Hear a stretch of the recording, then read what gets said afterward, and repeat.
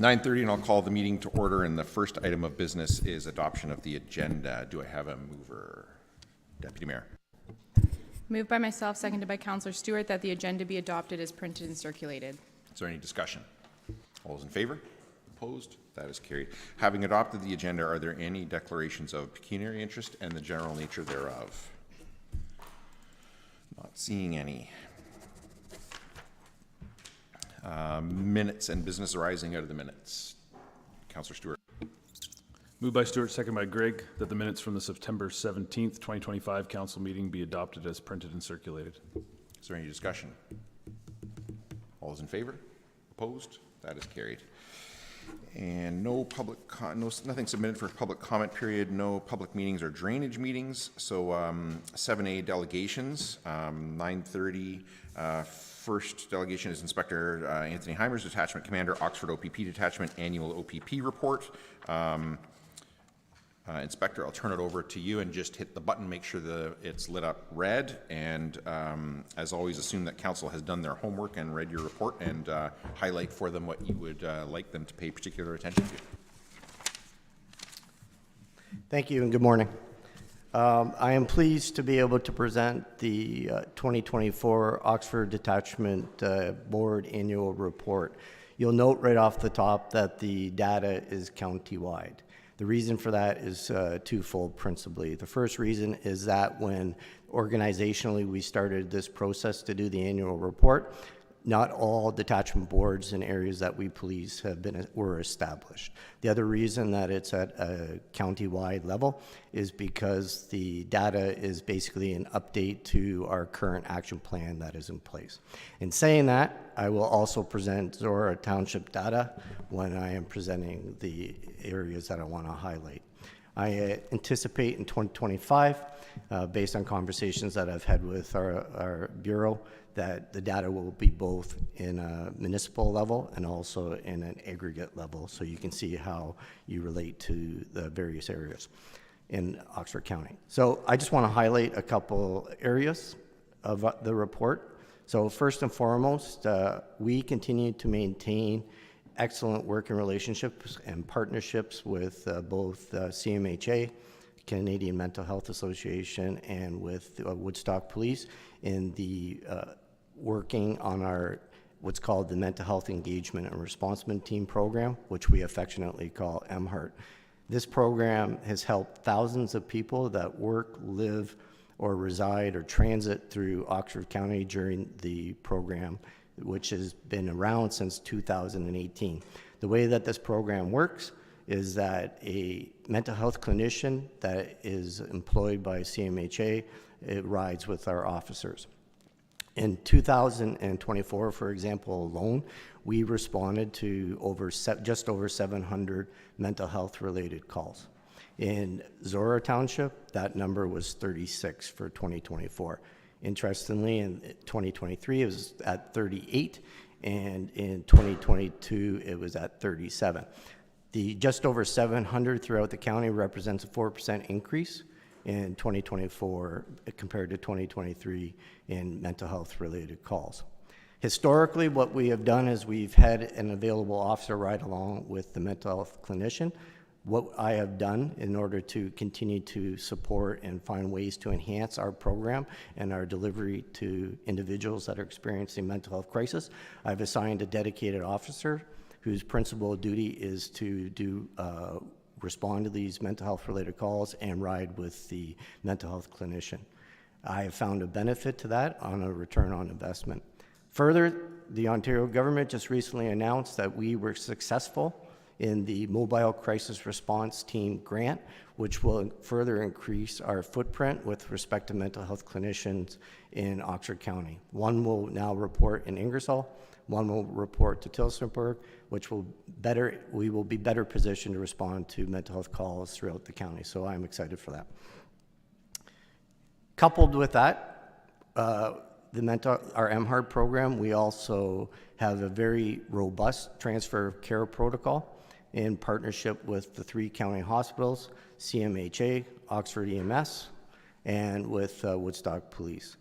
This has produced very positive outcomes for those that have been that do experience mental health crisis, because it expeditiously we are now able to transfer individuals that we apprehend from police custody to medical facilities, so that the individual is receiving the right care at the right time by the right person. So I'm very, very happy the way that the program has worked out so far.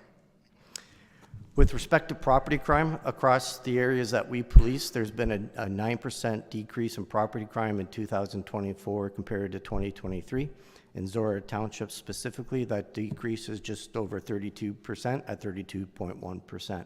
Seen in real numbers, in 2023, there were 187 actual property crimes, 187 actual property crimes in Zorra Township. In 2024, there were 127 actual property crimes. Over the same time period, violent crime, however, has increased across the county by 9%. It's also at the same level in Zorra Township at 9%. In order to ensure that we maintain investigative excellence with respect to our intimate partner violence crimes, I have established 2 detachment abuse and issues investigators that have oversight of these types of incidents. This ensures that we continue to maintain our focus on being victim-centered and have a trauma-informed approach. With respect to charges, across the county, there's been an 11% increase in the number of provincial and criminal charges that we've laid in 2024 compared to 2023. In Zorra Township, that increase is at 14%. We laid 884 charges in 2024 in Zorra Township, which includes 611 Highway Traffic Act matters, so things dealing with speeding, seatbelts, stop sign enforcement, for example. We've also laid or issued what are called formal warnings, and we issued 362 formal warnings in 2024 in Zorra Township. This represents approximately 24% increase when compared to 2023. So what a formal warning is when a police officer stops a vehicle and uses their power of discretion and doesn't lay a charge, but says to the person, "I am warning you," and what they give is a piece of paper, and that information goes into our database. So if this person gets stopped the following day, the officer that didn't know about the first stop would now have that information and can make a decision on how they want to proceed with respect to the violation that they've observed. Related to charges and in support of public and traffic safety, we continue to do ride programs throughout the county to reduce incidents of impaired driving.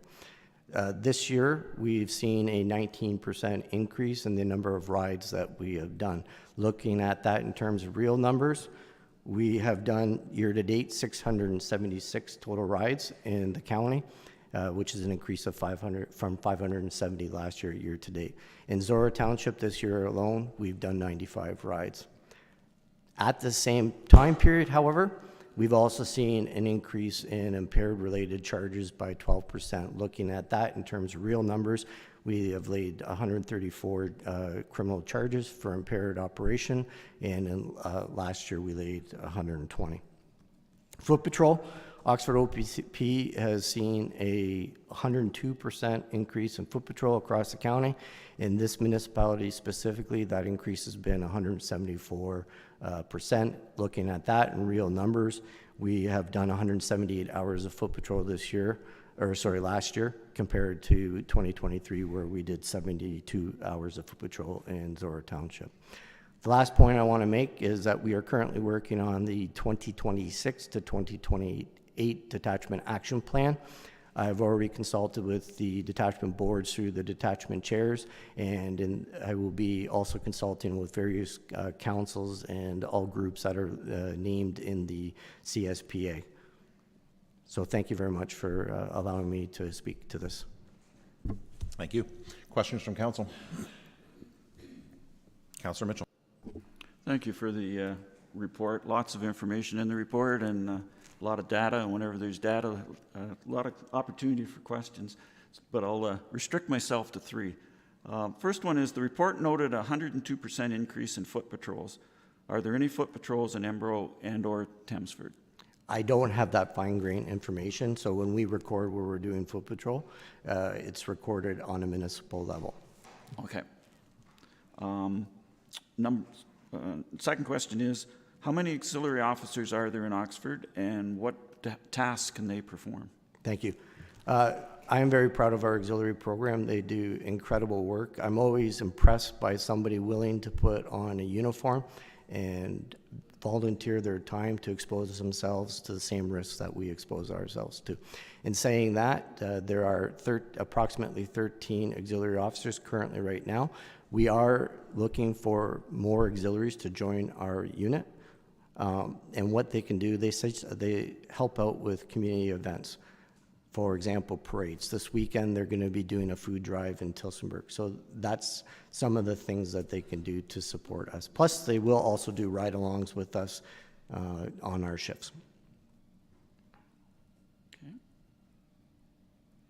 And when we were talking earlier, you mentioned about I believe the auxiliaries can do assessments to help people. Yes, thank you. So with respect to property crime concerns that exist, especially over the Christmas time, my auxiliaries will do what's called the Lock It or Lose It program. And what that is they will go into public parking lots and they will see if vehicles are unlocked or if they're locked, and then they will also look to see if there are visible valuables in the car, for example, Christmas presents or wallets. If they see that, they will put a little tag on the outside of the window just as a reminder. I get reports on their activities when they do that. Okay. And my third question kind of ties into what we were just talking about, and that the clearance rate on property crimes is the overall is less than 15%. So why is it so low, and what can people do to help increase that clearance rate? Thank you for the question. So a lot of property crimes are crimes of opportunity. So an individual sees a car unlocked, for example, sees a wallet in the car. By the time they go into that car, take the wallet, and then leave the area, if there's no witnesses around, that could be upwards of maybe 15 seconds. So what people can do is what we refer to as target harden themselves and do things such as lock their cars, not keep valuables in the cars. And again, through the Lock It or Lose It program, my auxiliaries support that. Another thing that we offer, and again, this is free of charge, is we offer what's called Safeguard. And what that is crime prevention through environmental design. So any business owner or resident of Zorra that wants to have a review of their property, all they have to do is contact us and we will send an auxiliary out. They will look at the property, so such things as maybe the hedges are too high, or maybe they need better, the individual needs better lighting for their property, and then they will be given a report of what the review is. Thank you. Any other questions from council? Councillor Finch. First of all, I want to commend you for your MHART program. I think that's amazing. Reducing, hopefully, the impacts of those going back into the system, right? Finding the help that they need. You speak in your document about education, and with children being our future, can you elaborate just a little bit of what are you doing to get into our school systems and kind of giving them the education that they need to do better? Thank you. So we have what is called a community engagement officer. One of the officer's responsibilities is to work with the schools and provide various types of education. So we rely on the schools to seek us out and come and ask us for assistance, and we will provide that. Just as recently as last week, IDCI had a football game. We were invited to see the football games. I actually went to the football game as well, just to interact with the youth.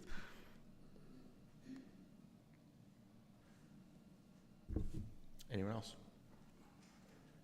Not seeing any. Thank you very much. Thank you.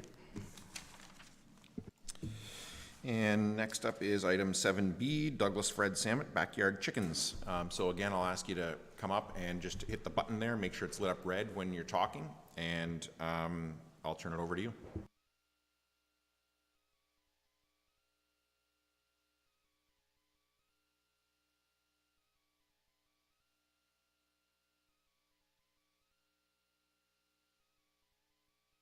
Good morning, everybody. Thanks for having us. It's nice to see everybody's face. I do see you online a little bit. My daughter made a presentation. She's not going to speak today, but education is a big thing. That's why I have her here. I think this is important. Not everything's learned in school. So I'm going to take her to school right after this. So I'm Doug Samet. That's my daughter Lexi. She just turned 11 yesterday, so this is a little stressful. My wife can't make it. She's got a little bit of a cold, and I apologize for that. I want you to know that time is money, and I appreciate your time. I'm taking a day off of work, which is $242. I can buy a lot of eggs with that. A lot of eggs. First of all, on this township bylaw that I got, it doesn't say what the actual complaint is. So my neighbor called. So what was the actual complaint? Was it just because I have chickens? Was it noise? Was it? So I guess, like, do you want to? Yeah. Oh, Dave, do you want to? So we don't release the details of complaints. They're confidential. Our bylaw enforcement officer just works off the complaint. Okay. So he is here for any follow-up questions. Sure, sure. So I have Andrea, I have Luke, I have Mike, and I forget the other lady's name, all my neighbors. One neighbor complaint, so that's 20% of my neighbors that complained about the chickens. Just want to, doesn't seem like a lot. I'm not here to cause problems. I'm not a guy to cause problems. Sometimes I'm challenged and sometimes I have to step forward. When was this bylaw put into place? Do you remember the date on it? It should be, there should be a date right on the, if you have the latest one, it's right at the top of the document.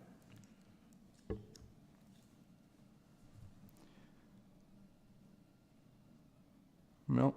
I think it was about 4, maybe 5 years ago was probably, that's off the top of my head. Okay. But I mean, so we can look it up and find out exactly. Sure. The population in Tempsford, how much has it grown in the last 4 years? It's hard to say. Census data isn't that exact, so we can only, the only estimate we can do is by number of households, and then there's an estimate of, you know, how many people are in those households. But I mean, I would say in the last 4 or 5 years, you know, probably averaging, say, 2-ish% a year, roughly. Sure, sure. I thought that I would come here and maybe convince everybody, but I don't think I can. So can we maybe have a town vote on something like this? See, I've worked at my company now at Henderson's in Stratford for 15 years. We're on work share right now. Times are tight. My wife works at CAMI. She's been there for 15 years. She's out of a job. 2014, 2015, I had some traumatic stuff happen to me at work. I've saved a few lives, and it put me in a weird spot. I've learned to come that I'm a supporter. I support my family. These chickens, which I call my girls, are so supportive to me and my family. When I open up that chicken coop, they come running. Very educational for my daughter. It gives a safe place for her to play because southwestern Ontario has a lot of ticks. It gives her a good, safe place to play. Her friends come over, they play. Not only that, they feed my family. Times are tough. Taxes are going up, land taxes have gone up, garbage tags have gone up.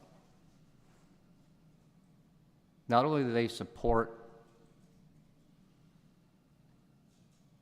not only do they give my daughter a safe place to play, not only is it educational, but they feed. I only have 3. They make no noise. They live in a 65 square foot mansion. They have the best bedding. I have a huge vegetable garden. Like, we go to the grocery store and we buy week-old vegetables. We're helping the community by buying this stuff. I actually save the chicken poop. because I have neighbors that use it for their gardens. We compost. We are using what we have to survive. Times are tough. I'm reading this brilliant book. J.C. Herbert. He founded this area. I think it's time we got back to the roots a little bit.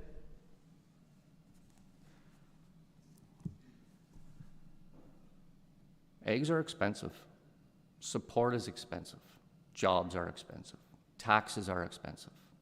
They hurt nobody. We're not here to cause problems.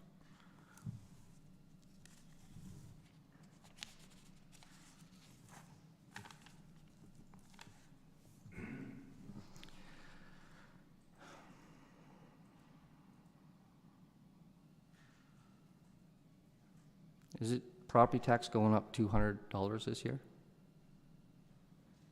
It depends on every individual property. But the average is $200. Our taxes are going up $200. If yours are going up that much, then that's what yours are, yeah. But it depends on every single property is different. Sure, I understand that. And garbage tags are going up, correct? Correct. How much? They're going to be $3, but that's not a decision for this council. That's an Oxford County Council. Okay, I understand that. So the composting and leftovers that the chickens get really help out with the landfills, because my neighbors, Andeep, Ashu, Luke, they bring over their compost for our chickens, because that's what they do. So we're helping the community with landfill here.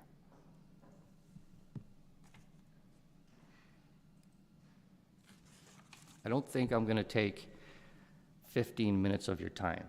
Believe me, I appreciate every minute of it, because there's big decisions to make in this room. And this is a very small one. Again, I ask the council, can we please make a town vote out of this? Because I think more people are looking to get back to the roots. I think more people are struggling these days, and something so small can help a family. We ain't asking much. We're really not. I mean, I don't want to say this, but I'm gonna. The dogs barking in the neighborhood make more noise. The domestic cats, the cats that run around, kill more creatures. The planes that fly by, the cars that speed down the roads, those are important issues. These chickens are not important. They don't make any noise. They're not important in a sense that they're a menace to society. They're not. Nobody even would have known. I didn't grow up in this area. We moved to this area. I was around the Hockey Valley, Orangeville area. There was never a problem there. So maybe it was my ignorance for not looking to see what the bylaws, and I apologize for that. I'll do better. I'll do better. But I'd never once crossed my mind that this would be a problem. Before I purchased my girls, I went to every single neighbor and I told them what my plans were. Nobody had a problem. Nobody. Until one day. So again, can we make a town vote out of this?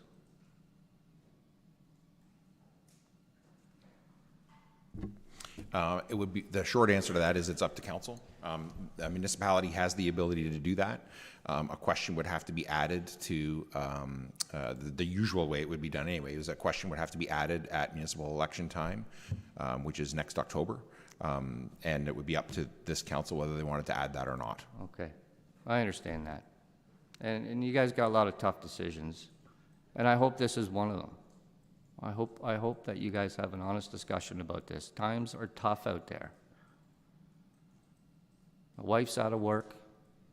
My daughter's in sports.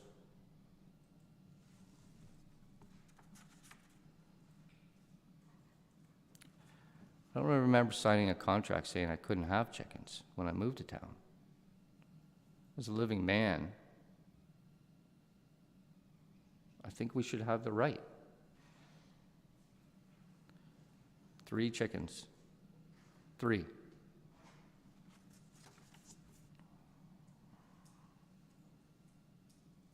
I provide for my family. That's my number one. Or 2 jobs just to make ends meet right now. I know you've given me till the 15th of October, or $300 a day plus court fees. What do you suggest? I thought that I would come here and sway everybody, but I don't think that's the case today. I just don't feel it. So what suggestions? Am I to kill the chickens, euthanize them? Because I have made a commitment, just like someone makes a commitment with their dogs or cats. I made a commitment to these birds. When my daughter and I plant the gardens, we talk to the plants when we're planting them, saying, we're going to give you the best life. I did the same thing with my girls. I want to give them the best life, and they're going to give us the best life. So I'm confused on what I'm supposed to do here. Are you suggesting that I kill my chickens? Because I don't know if I can trust somebody else.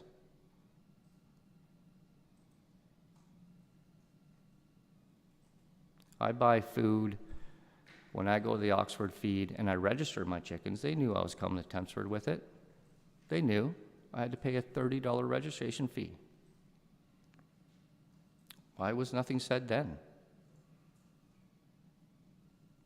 We had chickens in Ingersoll when we dropped anchor there for a couple of years. And when we moved, we sold and came here. Small, rural town with no chickens. It's confusing for me personally. This is a small town. Kids playing, not a lot of traffic. It's perfect.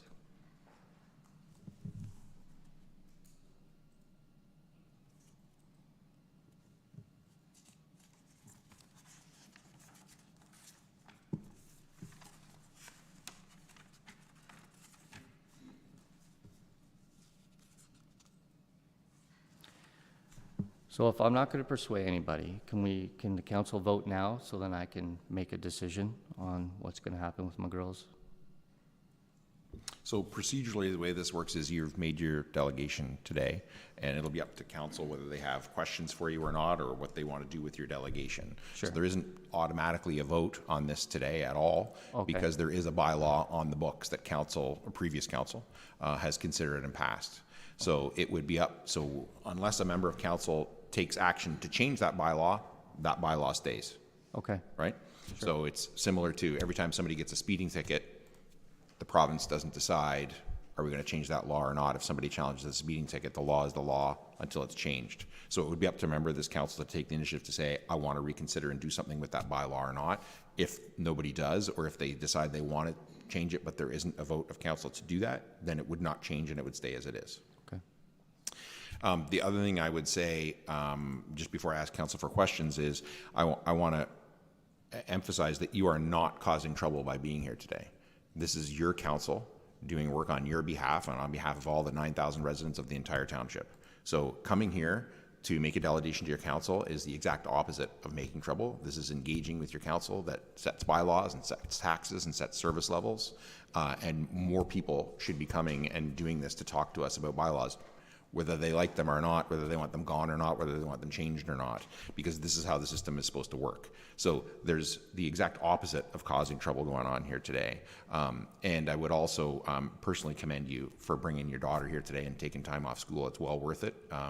As a township, we have spent a lot of time in the last decade reaching out to the schools and going to the schools for council meetings like this and having them make delegations to us. What grade is your daughter in? 6. 6. So we met before, right? At TPS? Did you come here last year? No? She's St. Jude's. Yeah. Oh, She's okay, in so St. that's Jude's why. for the last 3 years now. So we spend a lot of time reaching out to our kids so that they can see exactly this kind of thing happen and realize that their municipal government is not something to be feared or intimidated by, that they should be coming and engaging with their counselors, and that we're all humans and we're all going to have different opinions, but we have to be able to have these kinds of conversations. So notwithstanding what council decides to do with your delegation today, this is the exact opposite of causing trouble. Or if somebody wants to characterize it as causing trouble, then I would say I'm here for that kind of trouble, because this is how the system is supposed to work, is we bring forward our disagreements and we talk about them in a constructive way. So I appreciate you for saying that. That means a lot. And I feel the same way at union meetings. I negotiated the last 2 contracts for my union, and nobody comes to a union meeting. So I understand what you're saying, and I appreciate you for saying that. Moving forward, I have till the 15th. Can I have an exception, please? I am going to Perry Sound to see a really good friend of mine who is in the process of building a chicken coop, and I will not be going there till November 11th. If this does not pass through council, I want to make sure my girls have a good home. I can't just leave them with anybody.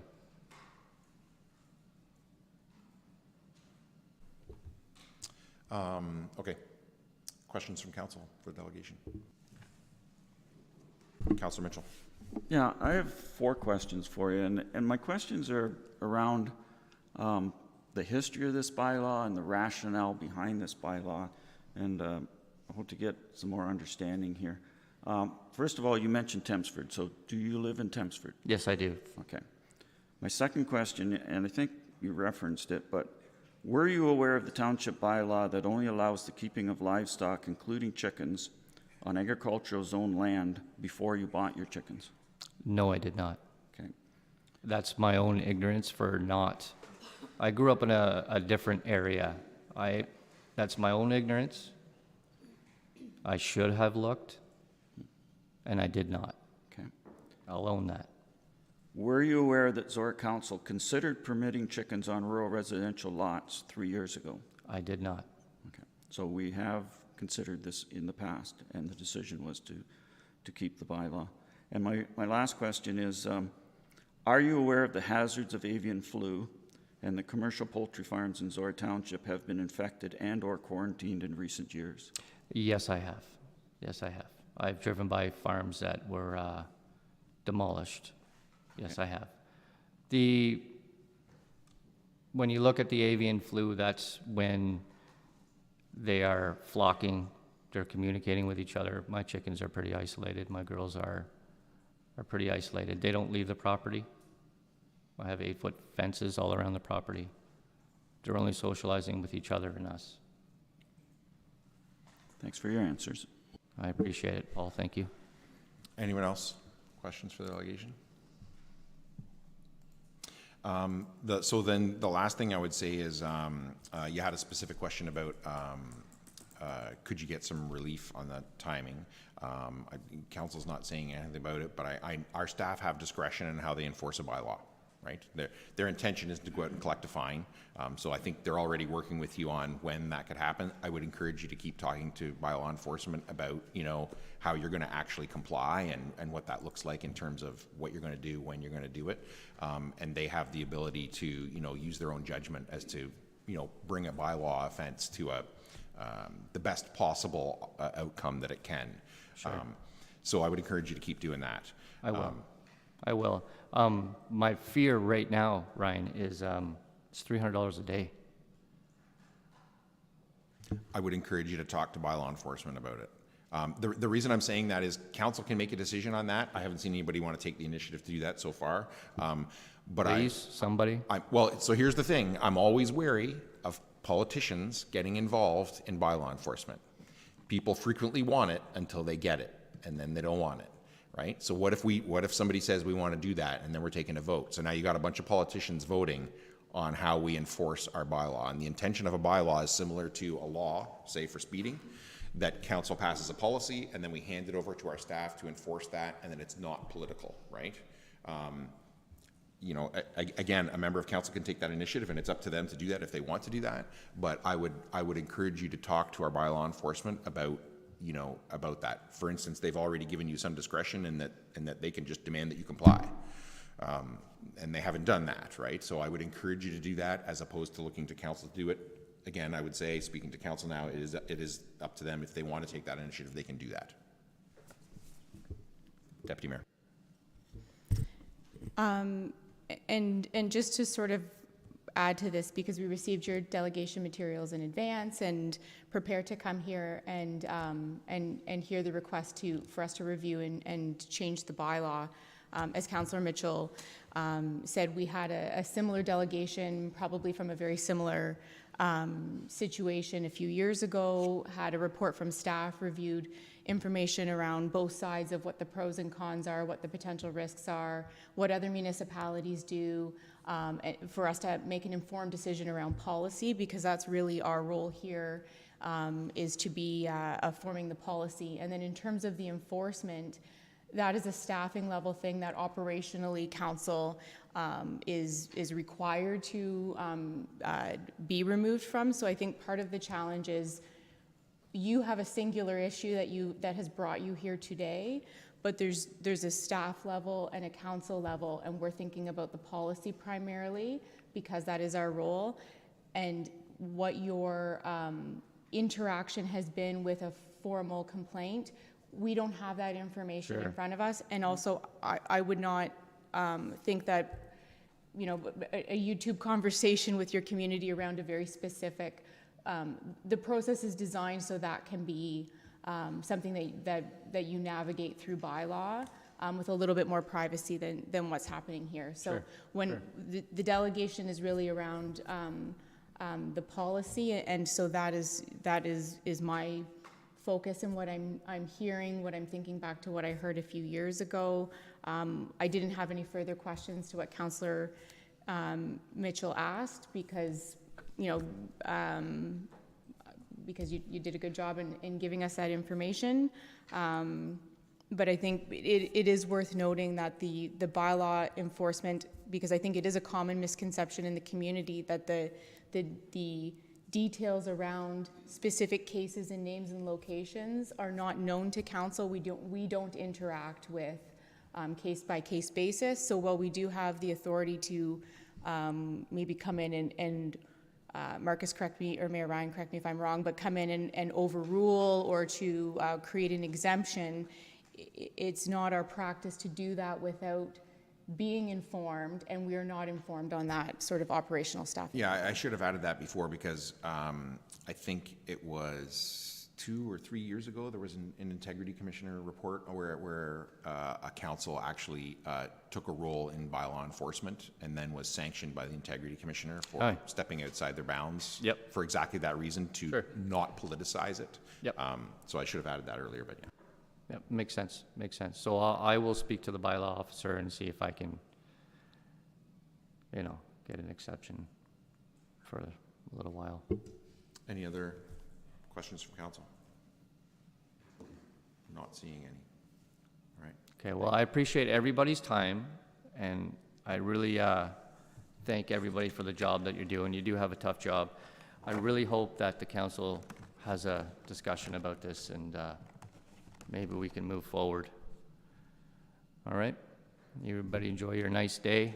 I gotta take my daughter back to school, or I'd stay for the rest of the meeting, okay? Thank you for taking time off work to interact with government and for taking your daughter out of school to interact with government. And you're always welcome back. And I would add, additionally, you're always welcome to talk to your individual councillors one-on-one about things too outside of a council meeting, right? We live in the same community as you, and we can have conversations about policy issues and things like that outside of a formal council meeting, as the deputy mayor said, outside of a There's some YouTube familiar conversation. faces here, so I think I've seen you a couple of years around town. All our contact info is on the website, so you can, Yeah. Okay. I appreciate you, everybody. Have a great day. Thanks, you too. And no reports from the Public Services Department. So 9, reports from Corporate and Protective Services Department. Financial Services, 9.3, report 2025-099 from the Manager of Financial Services regarding the 2026 budget survey responses. Manager Grogan, is there anything you want to highlight for council before I ask them for questions? No, nothing to highlight at this time, thank you. Questions from council on the report? Do I have a mover? Deputy Mayor. Moved by myself, seconded by Councillor Stewart, that report 2025-099 from the Manager of Financial Services be received and filed for information purposes only. Any discussion? Councillor Mitchell. Yeah, I didn't have any questions, but I do have a fair number of comments because I think this survey is very informative and very important. My first comment is the wording in questions 5, 6, and 7 is flawed. The word improve is not the opposite of reduce. The word increase is. You can improve something without increasing it. For example, if you grade a road, you're improving it, but you're not increasing it. And the previous two surveys used the word enhanced, which I think is a more appropriate term for what we're trying to accomplish here. My other comments are that when you're analyzing surveys and polls, you need to ask yourself two questions. The first one is, how representative of the population is it? And I think this survey does a good job as far as a distribution of residency and age. There's a good cross-section of both. Some of the comments show a lack of understanding of what Zorra Township is responsible for, and the average residential assessment is only $275,000. And that's because the impact data is 9 years out of date, and so that's why that number is 9 years out of date. But many of the comments appeared to be from people that well-informed, that probably read agendas, reports, and budgets, and even watch council meetings. And all respondents, regardless of how well-informed they are, were engaged enough or unhappy enough to fill out the survey. And it's fair to say that unsatisfied people are more likely to respond than satisfied. Anybody that's worked in retail can tell you that.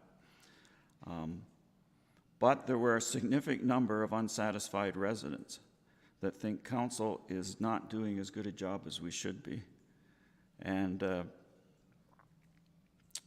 the second thing that we need to look at are trends. And since this is the third year in a row that basically the same survey has done, I look back at the previous two surveys, and the two that I focused on was value for tax dollars. And 2 years ago, the rating for that was 64.4% fair or poor and 34% good. Last year's report was 76.3% fair or poor and only 13% good. And this year we rebounded a little bit, 70.9% fair or poor and 19.2%. Now I think the numbers for last year may have been skewed a little bit because last year there was an 8.13% tax increase. But the fact remains that 2 years ago, a third of people thought we as a municipality were doing a good job, and now it's less than 1 in 5. And the other thing I took a look at was general government, because that was the one that most respondents said they wanted to see reduced.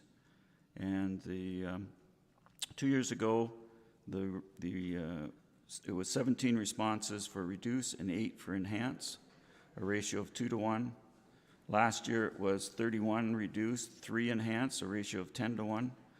And this year it's 38.5% reduce and 4.4%. So the actual percentage has gone up, the ratio has gone down a little bit, 9 to 1. And the background comments and report states that meaningful public engagement improves the quality of decisions made. So if we consider this survey as meaningful public engagement, we should consider those numbers when we're making decisions on the 2026 budget. Not because 2026 is an election year, but because I think it's the responsible thing to do based on the feedback that we're getting from our residents.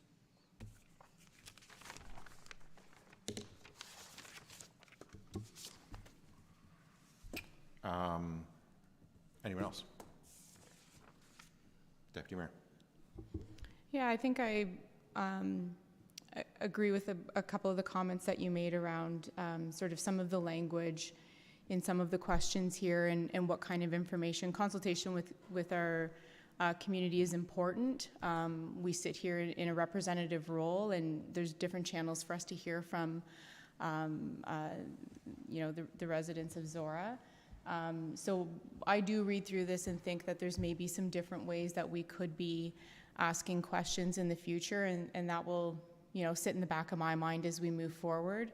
I didn't go back to previous surveys to sort of track the language shifts and the response trends, but in just looking at the survey, I think, as Councillor Mitchell said, there's some spaces in the comments that indicate that there's a lack of understanding around what levels of government provide what types of services. There's some trends in the comments, but I also think that, part of what I struggle with is pulling from this, I want my taxes lowered, I want less money in the budget. And I think if we can, the conversations that I think that we try to have around this horseshoe are really around value. And if I asked you to give me $100 and you'd say no, and I say, well, if you give me $100, I'll give you a brand new car, like, well, that's a deal. And so I think what I'm struggling with is understanding how to maybe improve this process so that we can align back to the intention of value through some sort of comparison for context, so that, no one's going to want to spend more money on their taxes, but in the same lines, we're not having comments that say, I want my taxes lowered and I'd like that reflected in poor quality recreation services, or I would like that reflected in more potholes on my street. So I think it's very difficult to have siloed conversations around, I want to pay less money for sure, but where would I like that less money to show up? And that's what I think the challenge is for me in reading this budget survey is I look for it to be a tool. I look to go through the data to find things that will help inform me as we head into budget, which I think is the intention. And I do think that there's ways that we can modernize this process for it to be more meaningful engagement for us as we sit in these chairs. So, not looking to do anything different with this at this point, but I do think, it's taken me some time in reading these over the years, but I do think that there's maybe space for us to improve in our questions that can give both us and future councils good tools to make those difficult decisions heading into budget. Anyone else? Question for staff along those lines, like, do we think that there is, and whoever wants to, I don't know who wants to, but do we think that there, do you think as staff that there's room for modifying the questions that are asked, but also maybe modifying the way that we go out and ask them how we engage with people in order to try and get more constructive, more actionable answers to these? Because one of the biggest number that I struggle with in the survey is that it's like 1.9% of the population of Zorra that we actually got responses from.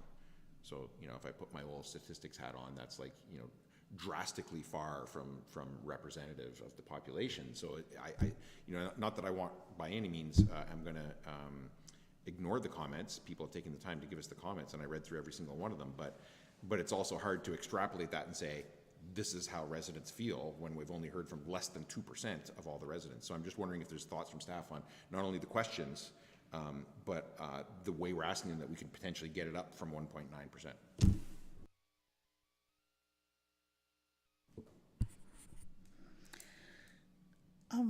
That has been a discussion with staff, and it's not just even the questions, so we can also, this is a collaborative budget survey with the upper tier also of Oxford County. So there is the ability to change our questions and have that conversation with the county too, because I'm feeling that they'll be in the same situation that we are. There's also the thought that maybe we have to even look at it in a totally different engagement, and that could be in various town hall meetings or actually going out, having a table. There's different formats that we can take a look, and this is something that we, staff, would look into for the 2027 budget and see how we can get more engagement from the residents in a more positive or more beneficial way that council be able to utilize those answers. Anyone else? Councillor Mitchell? And yeah, it would be great if half the population filled out the survey and we got her, but most people are not that engaged. If with local government, their engagement is when they open their tax bill or when they have a concern about their road or some other service. But 1.9% is a small number, but that's kind of the nature of polling. Like political polls, they'll come out, the headline is, you know, this party's got this percent, blah, blah, and then you look, it's like 1,500 people for the entire country that comes up with these. So that's, yeah, we can look at ways to improve that engagement, but the engagement is never going to be the majority or even more than, like if we ever got to 5% of taxpayers filling that out, that would be amazing. I think just the number of views that we get to our council meetings for the size of our population, when you compare it to much larger municipalities, I think that's pretty good indication of engagement that we have in this township. But yeah, it is what it is. But if we are going to consider it meaningful, and if we don't, then what's the point of doing it? We take the information that we get, even if it is from a small minority, and take that into consideration with our decisions. Anyone else? Deputy Mayor. Then I'll leave this and I'll take my conversations. I think what we saw in the recreation Facebook polling for the playground equipment upgrades, we saw a much more significant engagement, incredible engagement that also then fostered a lot of conversations around our visions, hopes and dreams for our community. I think what we have is a budget survey process that's focused on funding, and without the general community members having a deep intrinsic understanding of our budgeting tools and responsibilities, it's difficult to get the level of engagement. It's not accessible, and it's focused on finance. I think where there is opportunity is when we see engagement focused on service level, that we can then extrapolate from that service level engagement where the priorities of our municipality, that we can then take that information into the realm of that sort of budgeting lens where we have that responsibility. No one wants to pay more money for the value of what they're getting. But the lead into this, I think, thinking about it being from a funding standpoint as opposed to a service level standpoint, I think makes it difficult. But, you know, I don't know the exact new format of engagement, and I'm very encouraged by hearing that staff are already having these conversations. But I'm incredibly hopeful because I do know that Facebook post, our social media has never had so much engagement as the opportunity for members of our community to pick colors for slides in our parks. Anyone else? Councillor Finch. Yeah, I kind of look at it as the flip side. Less than 2% responding. Maybe we are doing a good job on our education on social media, and this is a select few that aren't receiving the information that way, maybe. I think I would love to see more just education, like our last delegation, unsure of bylaws, unsure of that kind of thing, reaching our social medias to then in turn hopefully have more people responding to this because they are educated on what's coming forward. Anyone else? Councillor Stewart. Yeah, I was just going to add a lot of the same sentiments, but one thing that I think I've seen over the time I've been here in my term is that staff and council have been supportive of ideas of increased transparency. I know there hasn't been, besides the ZMF and this facility here, there hasn't been a ton of major projects done aside from transportation. But all those have reports that we can point back to where we've been very detailed in our costing and where the funding is coming from. I think that those were all great tools. I think having a Q&A type format down the road, maybe in future budget sessions where we can A, educate people on what services we're providing versus county levels and other levels of government, and B, provide those reports, provide the context as to how this building was paid for, so people understand that the tax increase that happened in that year was for other reasons. There's just a lot of things that I'd love a good opportunity, but I just wanted to make note that I think we have done continuous improvement on this in the past years. Anyone else? All those in favor? Opposed? That is carried, and we're going to take a 10-minute break.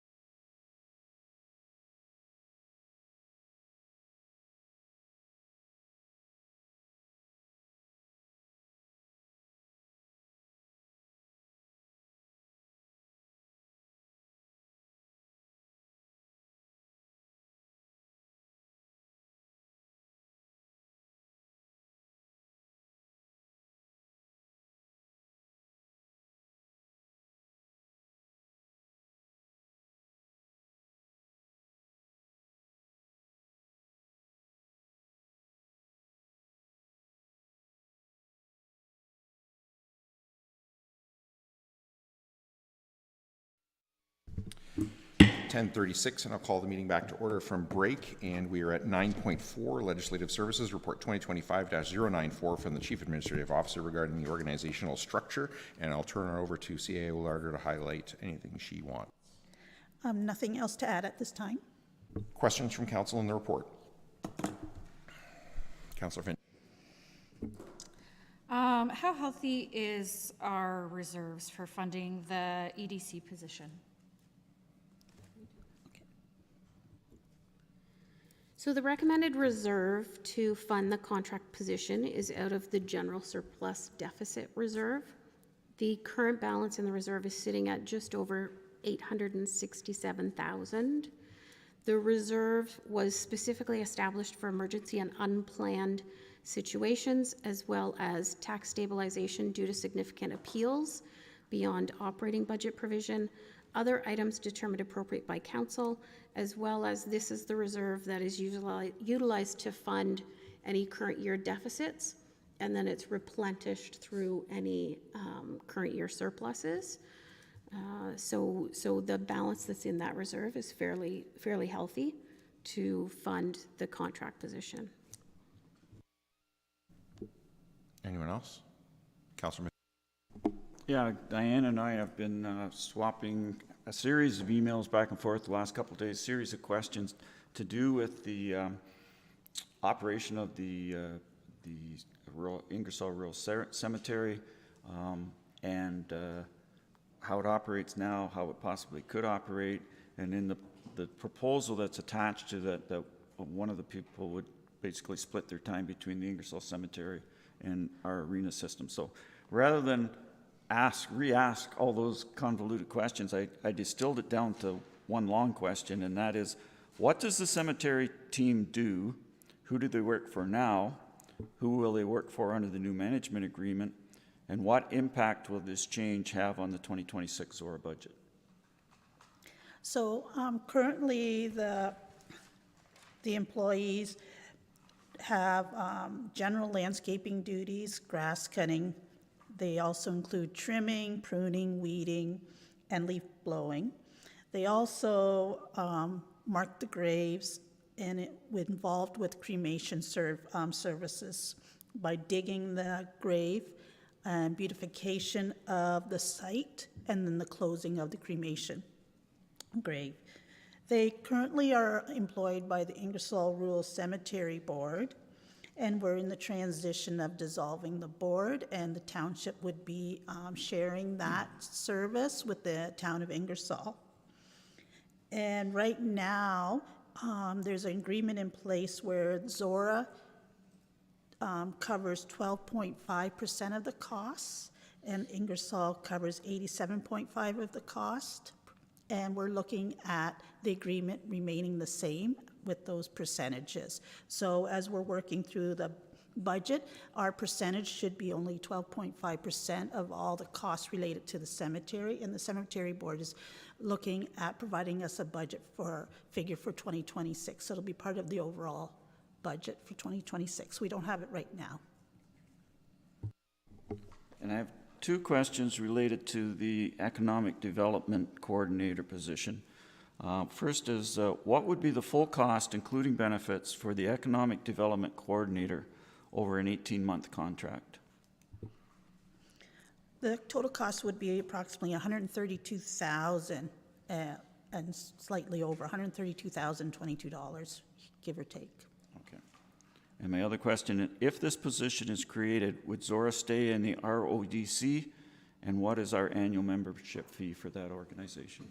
The intent is for us to still remain in the membership with the RODC. The membership fee for 2025 is $50,260.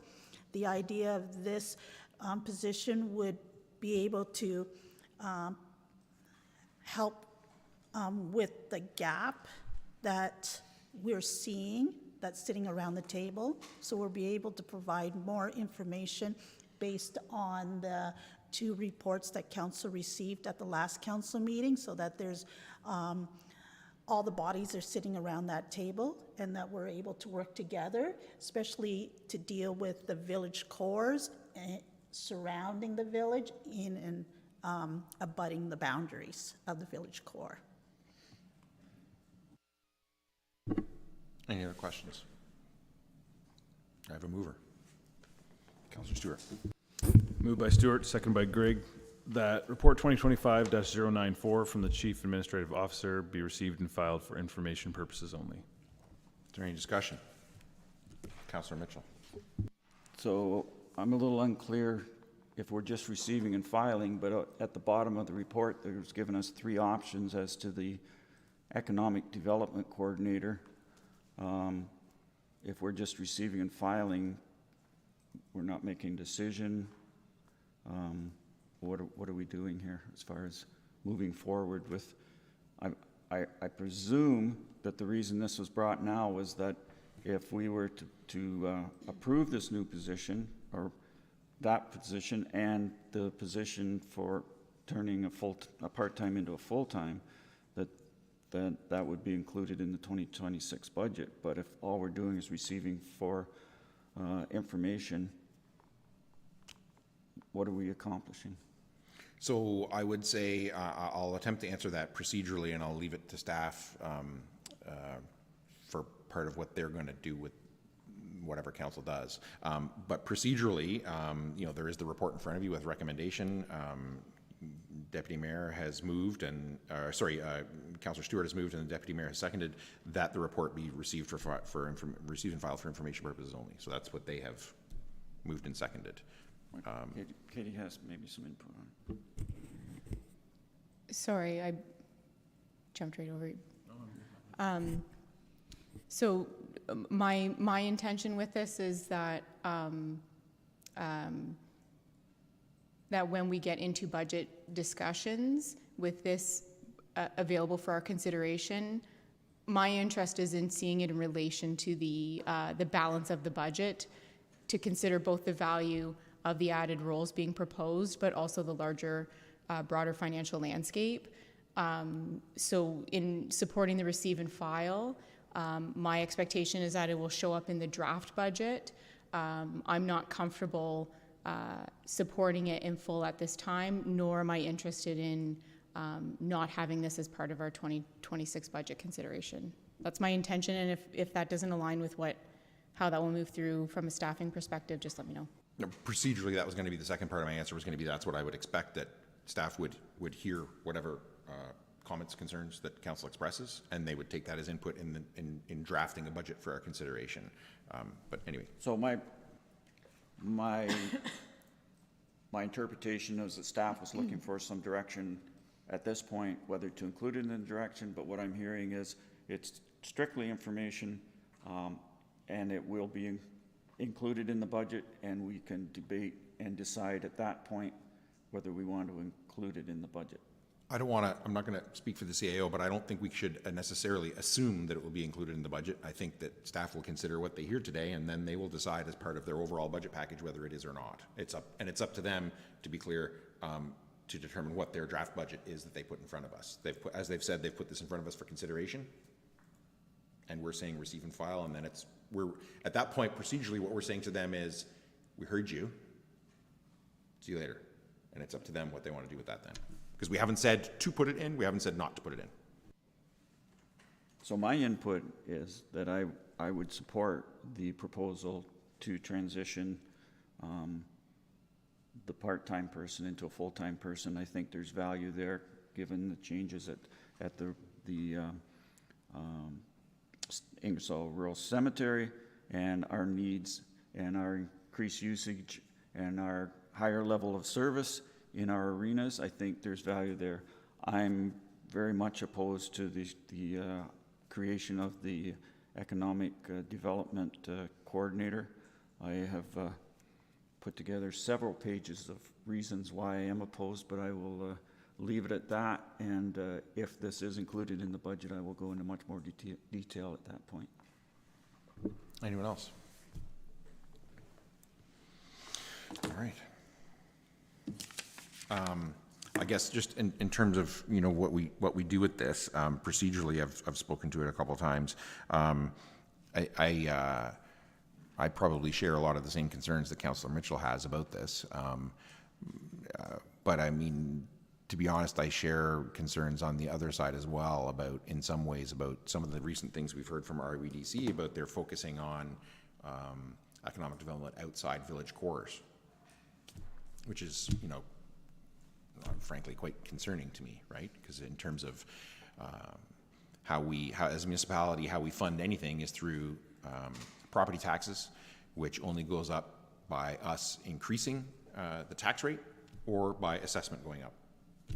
And, you know, in my opinion, the role of economic development for a municipality is to increase assessment. And the biggest bang for your buck in increased assessment is in village cores, in industrial, light industrial, commercial properties. So it's concerning to me that right now REDC is not focusing on that. And if we think back to the last council meeting where Council Mitchell had some great questions for Manager Rogan, and we talked about, you know, how you know, service levels have increased, but that overall we've kept tax rates that an individual property experiences on average we've kept a rate approximately with inflation. And I think, you know, the only tool we really have to keep that rate or lower it is through increased assessment. So I'm really conflicted on this, I guess is what I'm saying, because I don't want the extra expense, but also how else do we get more revenue to offset the rate increase if we don't try and increase assessment, but we also have a tool that should be increasing assessment, but I'm concerned that it's not increasing assessment. So, anybody else? Councillor Mitchell.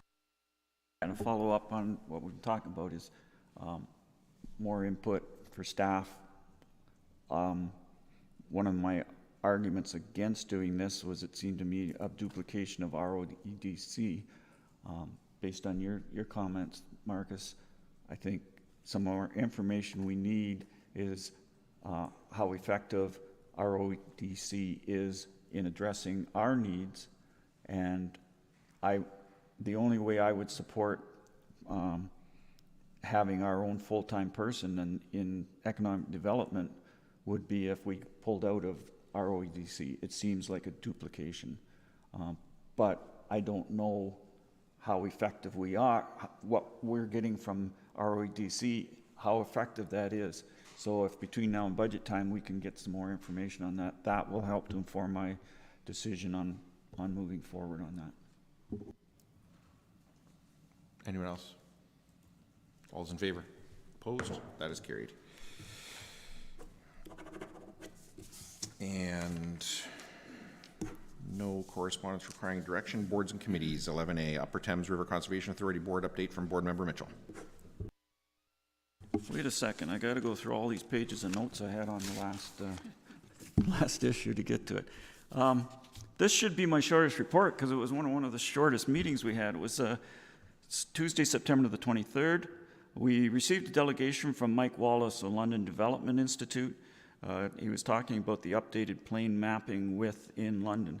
And I'll note that Mike Wallace attends all Upper Thames committee meetings, so that's some indication of the involvement of the development community within London with the Upper Thames, whether that's good or bad. We received a report on London's request to lower their 2026 operating levy by 1.5%. In the draft budget at this point for 2026, the levy will at least be 1.5% lower, but not lower than the 2025 levy that was assigned to London and distributed to all municipalities. The Upper Thames sets their budget and then sets their overall levy, and then the math is done based on assessment, property assessment of the various municipalities, and then there's also services and infrastructure that is of a specific benefit to some municipalities. For instance, we get levied for the Harrington and Embro dams because we're the only municipality that benefits from the Harrington and the Wildwood Dam, St. Mary's, London, and I believe Thames Centre get levied for that because they're the municipalities that benefit from that. Anyway, London is the only municipality that does multi-year budgeting.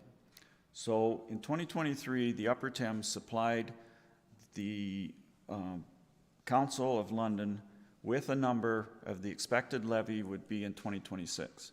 Having reassessed what the expected levy is at this time, just a few months away from finalizing the budget, it will be down at least 1.5% from that number for a couple of reasons. One is that the expenses and revenues are different than what the Upper Thames thought they would be 3 years ago. The other is, as a percentage of all the assessment in the watershed, the London, in spite of its growth, is smaller percentage of all the municipalities, if that makes sense. So the other municipalities are growing slightly faster than London when you add it all. So their share of that huge levy that gets divided up is getting a little smaller. So we talked about how it's important that we get the message out to all the other municipalities in the watershed that, yeah, London is going to get a reduction, but the reduction is based on basically an outdated number, not a real number from the year before. We received the monthly reports on Section 28 permits, on project status updates, on hazard mapping consultation. We had a lengthy closed meeting regarding a legal issue, and we got advice from our lawyer on how the Upper Thames should pursue on that, and how point out that our lawyer also attends every board meeting, so that gives you an idea of, we don't have a lawyer sitting in our meeting, fortunately, but the dealings at the conservation areas is sometimes more litigious. And then that was basically the board meeting, and then the afternoon I attended a finance and audit committee meeting where we met with our auditor, who provided us an update on the plan for the 2025 audit. And there again, that's a little different than what we do here, but the Upper Thames books are a fair bit more complicated even than our books. And so it's a standard practice that 6 months before the audit is done, the Finance and Audit Committee meets with the auditor, and we back and forth about what that audit's going to look like. So, as I said, short meeting, short report. Thank you. Any questions? Not seeing any. Do I have a motion to deal with 11A and B? Deputy Mayor. Moved by myself, seconded by Councillor Stewart, that items 11A and B be received and filed for information purposes only. Is there any discussion? All those in favor? Opposed? That is carried. And information items 12A, correspondence from Oxford County regarding updating implementation policies in the official plan. Any questions on that before I ask for a motion? Not seeing any. Do I have a mover? Councillor Mitchell. Moved by Councillor Mitchell, seconded by Councillor Finch, that item 12A be received and filed for information purposes only. Is there any discussion? All those in favor? Opposed? That is carried. And 13A, unfinished business report 2025-096 from the Deputy Clerk, Legislative Coordinator regarding 2026 Zorra Council meeting schedule.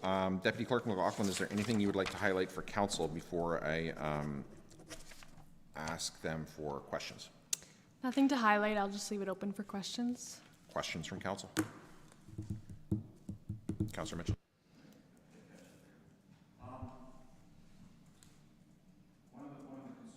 One of the concerns was about conflict with Good Roads Conference. Did anybody from council attend Good Roads in this year? No members of council attended the Good Roads Conference this year. Okay. And my other question was, there was not a recommendation to move the April 1st meeting to the Thursday. I believe there was a possibility of moving, was it the January meeting? But was the reason that the April 1st wasn't moved from Wednesday to Thursday is because Good Friday is on the Friday that week? Yes, that's correct. Okay, thank you. Anyone else? Do I have a mover of anything?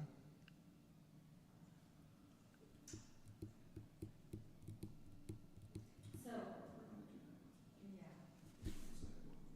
you want to take a few minutes? Okay, let's take 5, 10. There's not much after this. You sure? 5.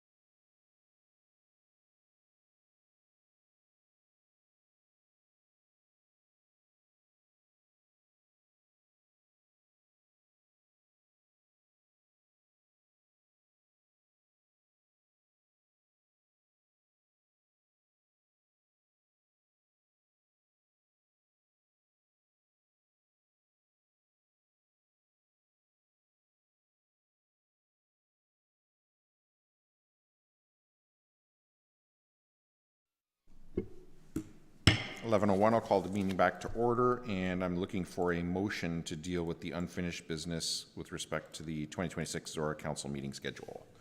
Councillor Finn.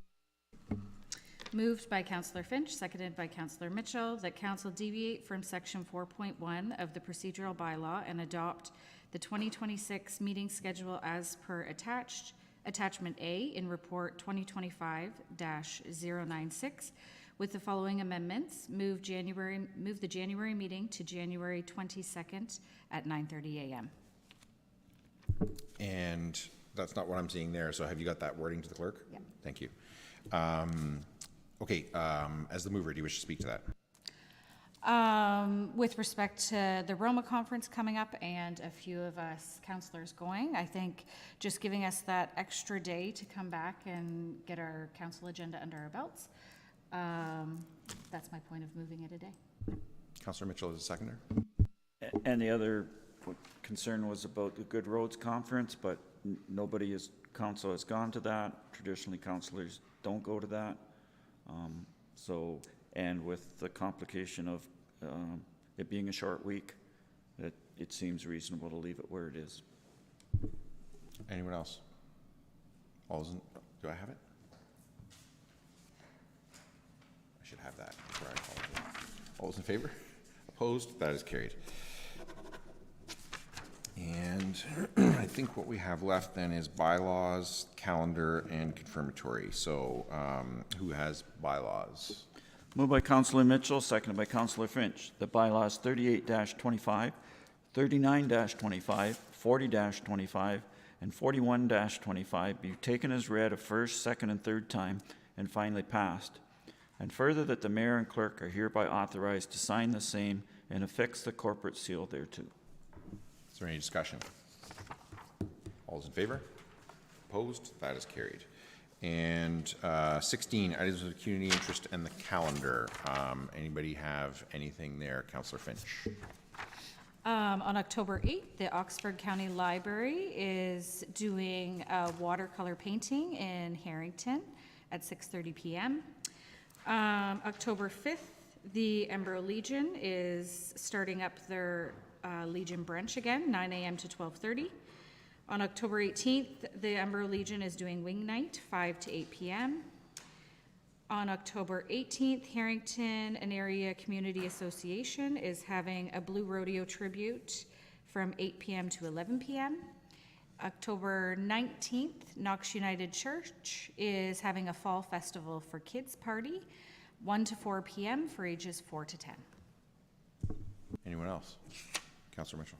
Just a comment on the Diamond Mine concert. Janice and I attended a couple years ago when they had it, and they're really, really good. And for anybody of a certain vintage or even younger, it's like a Blue Rodeo. I've seen a Blue Rodeo concert. They're not quite Blue Rodeo, but they're darn close for $30. It's a good deal. As far as other activities, East Missouri Union Church is starting this afternoon at 4 o'clock, and they're going to run a series called Chess and Chat, which is aimed at kids 5 to 12. Well, they will teach them how to play chess, and then there will be some Bible stories and stuff added to it. But it's kind of an interesting concept to combine Sunday school with learning to play chess. So we talked earlier about outreach. This is a way that the Union Church is doing some outreach. Next Wednesday, Wisdom Wednesday at Brown's Corners, October the 8th, 7:30 p.m. Mary Smith, who is retired from the St. Mary's Museum and who writes a weekly column in the St. Mary's paper that's very interesting, will be speaking on the history of Brown's Corners. And on Saturday, October the 18th, the Chalmers United Church in Kintore is holding something they're calling an old-fashioned bazaar from 10 a.m. to 1 p.m. Anyone else? If nobody has been to that bazaar before, it's worth going. It's pretty neat, and it is literally all the people that you know. And I would point out that that was the first place that I ever bought a bag of Kintore coffee. At that time, they were being sold in airsick bags from planes, because that's where he worked. It was at the airport at the time. And since then, it's gone on to what it has become now. So you never know what you're going to find in that basement when you go in there. Anything else on items of community interest to the calendar? Okay, no closed session confirmatory. Councilor. Moved by Councillor Mitchell, seconded by Councillor Finch, that bylaw 42-25, being a bylaw to confirm the proceedings of council held October 1st, 2025, be read a first, second, and third time this October 1st, 2025, and further that the mayor and clerk are hereby authorized to sign the same and affix the corporate seal thereto. Any discussion? All those in favor? Opposed? That is carried. And a motion to adjourn? Councillor Finch. Moved by Councillor Finch, seconded by Councillor Mitchell, that this session of council now be adjourned and herewith closed at 11:07, and the next meeting of council be called for October 15th, 2025 at 6 p.m. in the council chambers at the Zorra Municipal Center. It gets me every time that somebody says Zorra Municipal Center, because I'm expecting at the Zorra Municipal Office, like the old one's red, you know? It always sounds like not right. Any discussion? All those in favor? Opposed? That is carried, and we are adjourned.